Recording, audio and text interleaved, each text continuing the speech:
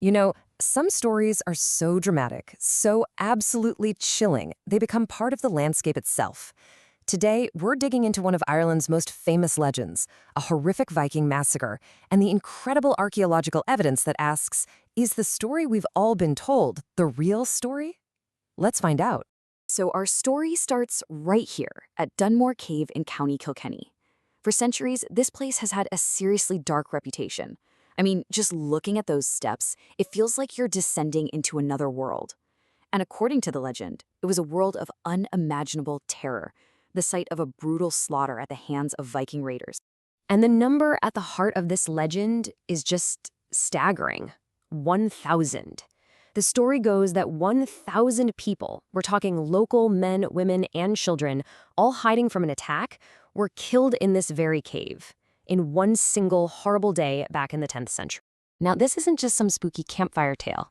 It's actually recorded in one of Ireland's most important historical texts, the Annals. This entry from the year 928 seems pretty clear-cut, right? It names a Viking leader, says he raided a place called Ferna, which everyone assumed was Dunmore Cave, and killed 1,000 souls. For centuries, that was that. The story was set in stone. Or so it seemed.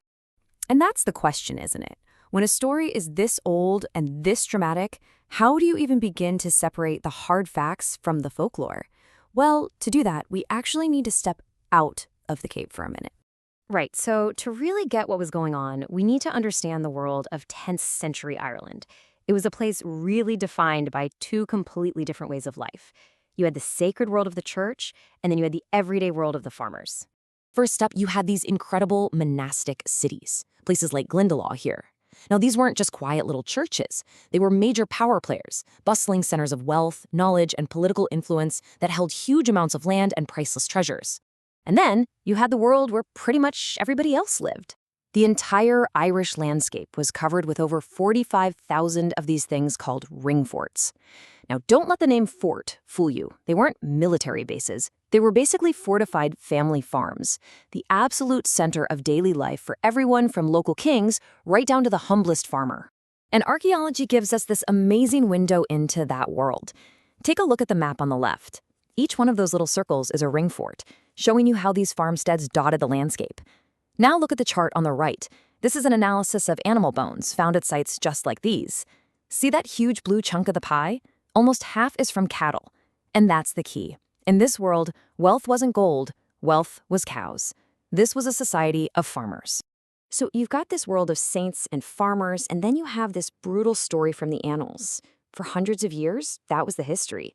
But what happens when modern science decides to, actually go looking for the bodies? Well, that's when the official story starts to completely fall apart.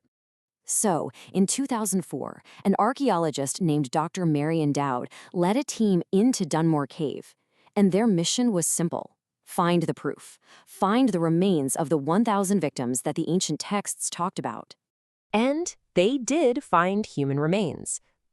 But, get this, they didn't find 1,000. They didn't even find 100. They found the scattered remains of about 50 individuals. Men, women, children, even babies. Now, that's a tragedy for sure, but it's a huge 95% difference from the legend. And this is where the mystery really kicks into high gear. If these weren't the 1,000 victims from a single horrific event, then who in the world were they? The bones themselves held the clues, and man, were they about to tell a different story. The things they found didn't just question the number of dead. They started to take apart the entire massacre narrative, piece by shocking piece, and pointed to something else entirely. Okay, this slide just lays it out perfectly. Look at the legend column. It says there was a violent slaughter. Now look at the evidence column. The bones show zero, and I mean zero signs of trauma. No sword cuts, no broken bones, nothing. The legend talks about suffocating fires. The evidence? No sign of the huge bonfires you'd need for that. And here's the real bombshell. The legend says the victims were Irish, but the personal items found with the bodies, pins, beads, bracelets, they were all classic Viking style. And it wasn't just a few personal items. The team found 2 separate stashes of treasure. And we are talking high-status stuff from all over the Viking world. beads from Russia, pieces of super rare purple silk, and 2 different hoards of silver coins and ingots. This was not the stuff of poor farmers hiding from a raid. This was Viking wealth. So, all this evidence forces us to think about totally new possibilities. Was Dunmore Cave some kind of Viking robber's den, like an Alibaba's cave for stashing loot? Or was it something more secret? Maybe a burial place for a local Scandinavian community? Or, and this one is fascinating, maybe it was a place to make offerings to the gods of the underworld. The site of a famous massacre had suddenly become a place of profound mystery.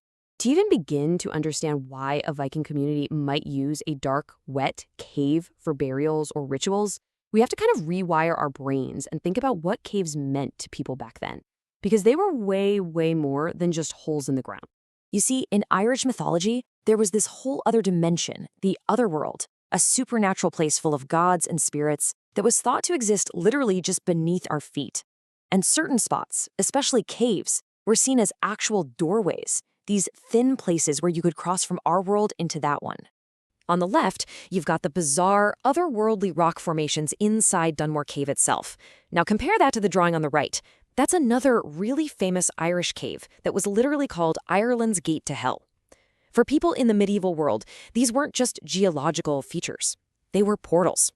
To go into a cave like this was to step into a sacred and maybe dangerous realm, which makes it a pretty powerful place to bury your dead or leave gifts for the gods. So the story of Dunmore Cave has been completely rewritten. It started as this simple, brutal line in the Annals, written by monks, by the way, who often painted Vikings as villains.